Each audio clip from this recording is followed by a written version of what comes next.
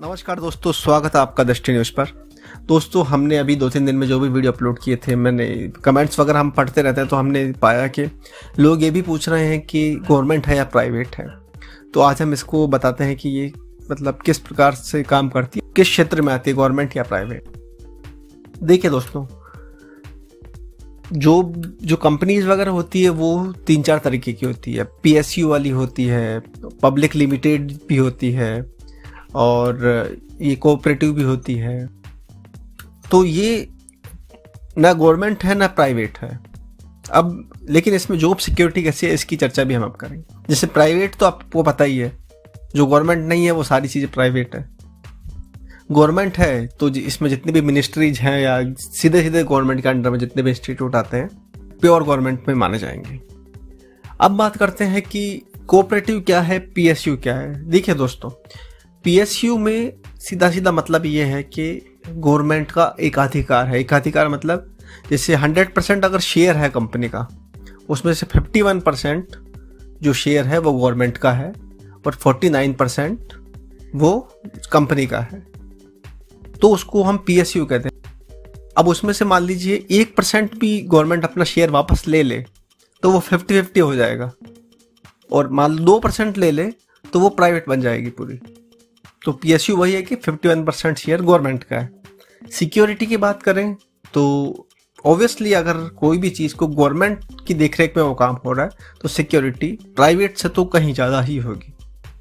ऐसे ही हम कोऑपरेटिव की बात करते हैं, तो जितने भी ये कोऑपरेटिव हैं, चाहे बैंक हो चाहे जो भी संस्थान हो जो सरकार की देखरेख में है। अब जैसे DUSS है, DUS, उसके जो MD हैं वो RAS डेप्यूट होते हैं। इसके अलावा जो RCDF है, उनके जो MD हैं वो IAS डेप्यूट होते हैं। तो डेप्यूट का मतलब यही है कि गवर्नमेंट से वो कहीं ना कहीं रिलेटेड है और गवर्नमेंट की निगरानी में वो कार्य कर रहे हैं। तो जॉब सिक्योरिटी बिल्कुल है इसमें। अब लेकिन जो हम कहना चाह रहे हैं, आप उसे हताश मत होइएगा, ये गवर्नमेंट नहीं है, लेकिन गवर्नमेंट की देखरेख में चलने वाले इंस्टीट्यूशंस हैं जो इनडायरेक्टली हम गवर्नमेंट के अंडर में ही आते हैं, लेकिन वो डायरेक्टली गवर्नमेंट के अंडर में आप नहीं कह सकते, क्योंकि इसकी पे स्केल भी गवर्नमेंट की तरह ही होती है। सब कुछ गवर्नमेंट की तरह ही, जॉब सिक्योरिटी भी गवर्नमेंट की तरह ही आप मान सकते हैं, लेकिन उतनी नहीं हम कह सकते। जैसे गवर्नमेंट जॉब में 100% जॉब सिक्योरिटी है तो उसमें 95% रहेगी, प्राइवेट में तो 50% भी आप मान सकते हैं। अब देखिए दोस्तों, जॉब सिक्योरिटी उन संस्थानों में रहती है जो सीधे सीधे गवर्नमेंट के अंडर में आते हैं या इनडायरेक्टली रूप से भी गवर्नमेंट के अंडर में आते हैं, उनमें भी जॉब सिक्योरिटी रहती है। उसका एक मैं एग्जांपल आपको देता हूँ। जैसे LIC की हम बात करते हैं, तो क्या हुआ था कि जैसे LIC है गवर्नमेंट की कंपनी, ठीक है। अब यह है कि LIC गवर्नमेंट की है तो LIC के अंडर में भी बहुत सारी कंपनी जाती है। जैसे LIC हाउसिंग फाइनेंस लिमिटेड, जो IDBI बैंक था, पहले ये गवर्नमेंट था लेकिन उसको वो घाटे में चल रहा था तो LIC ने इसको लिया था, तो IDBI बैंक पे LIC के अंडर में ही आता है।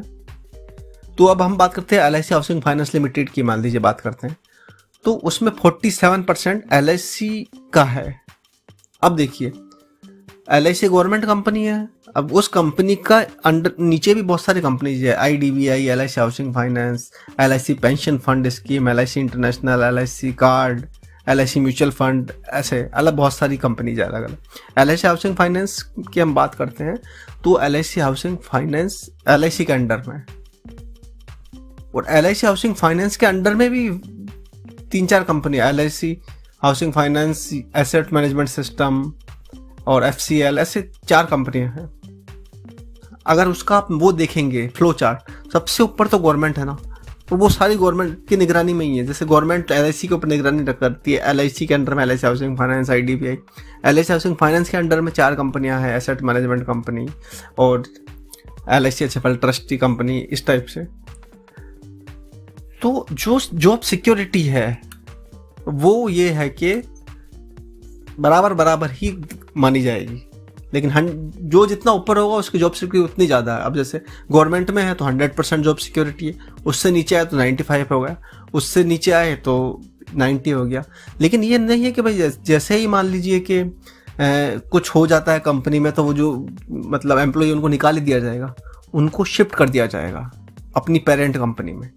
तो ऐसे ही जो कोऑपरेटिव वाले हैं, आप अगर ये गवर्नमेंट नहीं है लेकिन आप जॉब सिक्योरिटी इसमें मान सकते हैं, अगर फ्यूचर में कुछ होता है तो आपको शिफ्ट भी किया जा सकता है गवर्नमेंट में या जो भी इंस्टीट्यूट बनेगा। क्योंकि दोस्तों जो देखिए दोस्तों, डेयरी सेक्टर है वो कभी बंद नहीं होने वाला है, ठीक है।